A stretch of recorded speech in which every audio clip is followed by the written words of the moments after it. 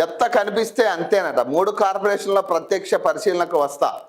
కమిషనర్లు ఉదయం 6 గంటలకే క్షేత్రస్థాయిలో పర్యటనలు చేయాలట. హైదరాబాద్లో శుభ్రతకు ప్రాధాన్యత ఇవ్వాలట. ఇప్పుడు బహుళ అంతస్తుల పార్కింగ్, స్కైవాక్ మార్కెట్లు పరిశీలించాలంట. పురపాలక శాఖ సమీక్షలో సీఎం రేవంత్ రెడ్డి అంటున్నాడు. ఇప్పుడు వాస్తవంగా హుటాహుటిన ఇప్పుడు ఎన్నికలు ఉన్నాయి కాబట్టి ఉదయం 6 గంటలకి మీరు క్షేత్రస్థాయిలో పర్యటించాలని చెప్పి పెద్ద పెద్ద ఈ సమీక్షల్లో ఏం మాట్లాడతారని మనకు అర్థమవుతుంది. కానీ ఇక్కడ విషయం ఏంటంటే అది ముందు నుంచి ఉండాలి. మీరు 2 ఏళ్ళు అవుతుంది, 2 ఏళ్ళ నుంచి ఎప్పుడైనా జిహెచ్ఎంసీ ఈ నీట్నెస్ గురించి కానీ లేదా బిల్డింగ్ల పరిశీలన గురించి కానీ ఏనాడైనా మాట్లాడిరా? ఏనాడైనా 2 ఏళ్లలో మూడో సంవత్సరం గడుస్తూ ఉంది. ఎప్పుడైనా ఇప్పటి వరకు కూడా ఎప్పుడైనా కానీ మాట్లాడిరా? ఇప్పుడు ఎన్నికలు వస్తున్నాయి, జిహెచ్ఎంసీ ఎన్నికలు వస్తున్నాయి కాబట్టి మీరు ఇక అధికారులందరినీ అలర్ట్ చేస్తున్నట్టుగా ఒక సీన్ క్రియేట్ చేయాలి.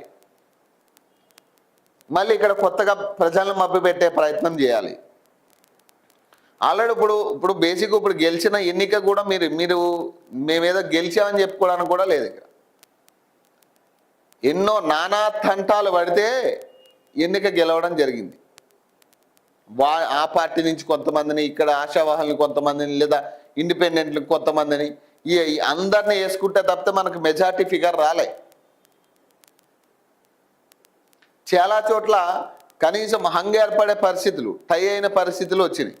అక్కడ కూడా మనం ఎన్నో ప్రలోభాలు పెట్టి, పైసలు పెట్టి వాళ్ళని ఒప్పించి ఆ పార్టీ నుంచో ఈ పార్టీ నుంచో ఏదో పార్టీ సపోర్ట్ తీసుకుంటే కానీ ఇప్పుడు సక్రమంగా మన రిజల్ట్ బయటికి రాలే.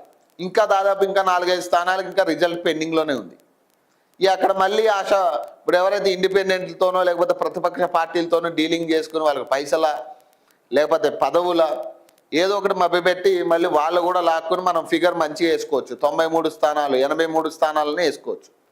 అంతే తప్పితే ఎక్కడ కూడా మెజారిటీ ఆఫ్ ది పీపుల్ తీర్పు ఇచ్చిన పరిస్థితి లేదు. ఎందుకంటే 70% మాత్రమే పోలింగ్ నమోదైంది. ఆ 30%లో మిమ్మల్ని వ్యతిరేకించి ఓటేయలేదా?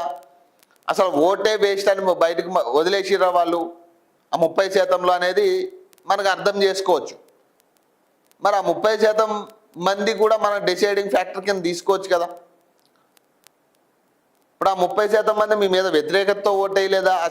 అసలు ఈ రాజకీయం వద్దు, అసలు ఎవరికి ఓటేనని వదిలేసిరా? ఇవన్నీ కూడా మనం అంచనా వేసుకోవాల్సిందే కదా.